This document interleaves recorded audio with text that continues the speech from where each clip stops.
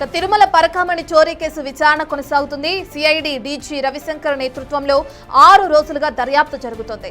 అప్పటి TTD estate అధికారి మల్లికార్జునరావును విచారించారు. చిత్తూరు ఆర్టీఓను టీటీడీలోకి డిప్యూటేషన్ పై తీసుకుని ఎస్టేట్ అధికారిగా నియమించారు. పరకామణి డిప్యూటీ ఈవో పోస్టు ఖాళీగా ఉండటంతో అదనపు బాధ్యతలు అప్పగించారు.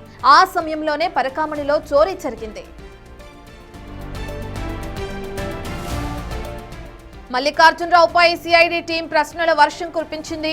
ఎస్టేట్ అధికారిగా ఎప్పుడు బాధ్యతలు తీసుకున్నారు, పరకామణిలో ఎలాంటి విధులు నిర్వహించారు, చోరీ జరిగినప్పుడు నిందితుడి వద్ద ఎన్ని డాలర్లు గుర్తించారు, వాటిని పంచనామా చేశారా, ఎవరికి అప్పగించారు అని ప్రశ్నించింది. అయితే పరకామణి చోరీ, లోక్ అదాలత్లో రాజే లాంటి విషయాలన్నీ అప్పటి ఏవో ధర్మారెడ్డికే తెలుసని స్టేట్మెంట్ ఇచ్చారు. ఇక ఆ రోజు డ్యూటీలో ఉన్న ఆర్ఎస్ఐ సుబ్బరాజు, సీసీటీవీ ఇన్ఛార్జ్ చంద్ర, పరకామణి గార్డు రామచంద్రులను కూడా సిఐడి వేరువేరుగా విచారించింది.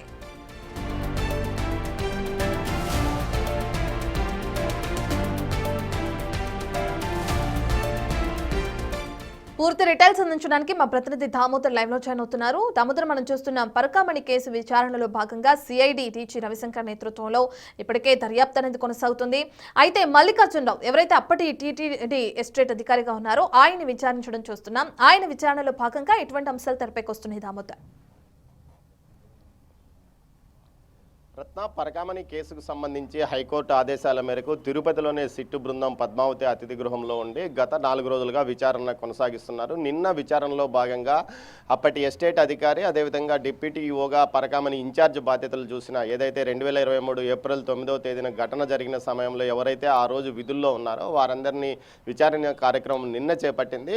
ఎస్టేట్ అధికారిగా డిప్యూటీ ఈవోగా కొనసాగిన మల్లికార్జునరావును 4 గంటల పాటు విచారణ చేసింది. ఈ విచారణలో భాగంగా అసలు ఏదైతే చోరీ జరిగిన విషయం వెంటనే మీరు ఎవరికి తెలియజేశారు, ఏ విధంగా తెలియజేశారు, ఆ తర్వాత జరిగిన పరిణామాలు ఏంటి, లోక్ అదాలత్ వరకు జరిగిన వ్యవహారాల్లో మీ పాత్ర ఏమిటి అన్న విషయాలను పూర్తి స్థాయిలో అతన్ని అడిగి తెలుసుకున్నారు. ఈ సందర్భంగా పైనున్న వారు ఏం చెప్తే తాను అది చేశానంటూ అప్పట్లో ఉన్న అదనపు ఈవో ధర్మారెడ్డి ఏ విధంగా చెప్తే ఆ విధంగా చేశాను, ఆయన చెప్పడం వల్లనే తాను రాజీ కావాలంటూ కూడా, అంటే రాజీ వరకు తనకు సంబంధం లేదు, కేవలం అప్పట్లో ఎన్ని నోట్లు దొరికాయి అన్న విషయాన్ని నమోదు చేసే సమయంలో కూడా అటు ధర్మారెడ్డి ఏ విధంగా చెప్తేనే అదేవిధంగా తాను నమోదు విషయం కూడా చేశానంటూ కూడా చెప్తున్నాడు. అప్పట్లో మీ పైన ఎవరు ఒత్తిడి తెచ్చారన్న విషయం మీద అతను తన మీద ఎవరైతే అప్పట్లో టీటీడీ బాధ్యతలు మొత్తం చూస్తున్నారో ఆ అధికారి ఏ విధంగా చెప్తే ఆ విధంగా చేయడం తమ బాధ్యత అంటూ కూడా చెప్పుకొచ్చినట్లు సమాచారం.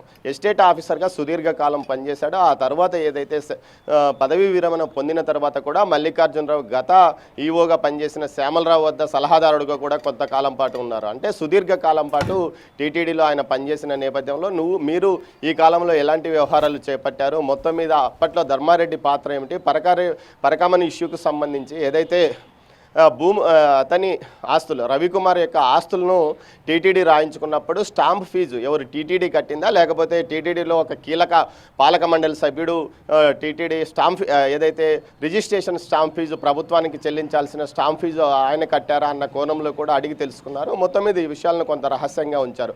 ఏదైతే పరకామణికి సంబంధించి చోరీ జరిగిన తర్వాత మధ్యలో 4 నెలల తర్వాతనే రాజీ అయింది. ఈ మధ్య కాలంలో ఏదైతే రవికుమార్ యొక్క ఆస్తులను రిజిస్ట్రేషన్ చేసుకున్న సందర్భంలో టీటీడీకి భూములు ఆస్తులు రాయించిన సందర్భంగా 14 కోట్ల రూపాయలకు దానికి సంబంధించి రిజిస్ట్రేషన్ ఫీజులు, అదేవిధంగా స్టాంప్ ఫీజులు ఎవరు కట్టారన్న కోణంలో కూడా ఎస్టేట్ అధికారిని ప్రశ్నించారు. ఎస్టేట్ అధికారి ఈ విషయంలో కీలక సూత్రధారి కాబట్టి ఆయన్ను ఈ విషయం మీద ప్రశ్నించినట్టు తెలుస్తుంది. ఆ తర్వాత ఏదైతే సీసీ కెమెరాల యూనిట్ ఇన్ఛార్జిగా ఆ రోజు పనిచేసిన చంద్రను, కానిస్టేబుల్ చంద్రతో పాటు ఆర్ఎస్ఐ అంటే విజిలెన్స్ వివోగా అప్పట్లో పనిచేసిన సుబ్బరాజును కూడా ప్రశ్నించారు. సీసీ ఫుటేజ్ మాయమందని ఎందుకు చెప్పారు, సీసీ ఫుటేజ్ ఎందుకు పూర్తి స్థాయిలో ఆ రోజు క్లీన్గా దొరకలేదు, తర్వాత ఎందుకు అది అది మళ్ళీ ఆ తర్వాత దాన్ని ఎందుకు బయటికి పెట్టారు, ఈ కోణాల్లో ఆయన మొత్తం అడిగినట్టు తెలుస్తుంది. అదేవిధంగా ఏదైతే అదే రోజు పనిచేసిన రామచంద్ర అనే కానిస్టేబుల్ ఆ రోజు ఏదైతే రవికుమార్ను రెడీ హ్యాండెడ్గా పట్టుకున్నాడు. ఆ సమయంలో ఏం జరిగింది, పై అధికారులు వచ్చిన తర్వాత నిన్ను ఏమడిగారు, నువ్వు ఎన్ని నోట్లు పట్టుకున్నావు, ఎన్ని నోట్లు అధికారులకు అప్పగించావు అన్న విషయాలు కూడా తెలియజెప్పారు. ఏ ప్రదేశంలో ఆ నోట్లు దొరికాయి, ఎంతసేపు తనిఖీలు జరిగింది, తనిఖీ సందర్భంగా రవికుమార్ ఏదైనా మీతో వాగ్వాదం చేశాడా అన్న కోణంలో కూడా పూర్తి స్థాయిలో విచారణ కొనసాగింది. ఈ రోజు కూడా విచారణ కొనసాగుతుంది. ఈరోజు మరికొంతమంది టీటీడీ ఉద్యోగులను విచారణకు పిలువ ఉన్నారు. అదేవిధంగా కొంతమంది పోలీస్ అధికారులు కూడా విచారణకు హాజరయ్యే అవకాశం ఉంది. మొత్తం మీద అయితే ఈరోజు టీటీడీ ఏదైతే పరకామణి ఇష్యూకి సంబంధించి టీడీపీ నాయకులు విజయవాడ నుంచి వచ్చి సిఐడి డీజీ రవికుమార్ను కలిసి వారు ఒక విజ్ఞాపన పత్రం అందజేయబోతున్నారు. పరకామణి కేసుకు సంబంధించి విచారణ మరింత వేగంగా కొనసాగించాలి. దీనిలో ఏదైతే ధర్మారెడ్డితో పాటు అప్పట్లో ఉన్న పాలక మండలి యొక్క పాత్ర ఏమిటి, దీన్ని కూడా నిగ్గు తేల్చాలంటూ వారు కోరే అవకాశం ఉన్నట్టు తెలుస్తోంది. Ratna. Right, thank you Damodar.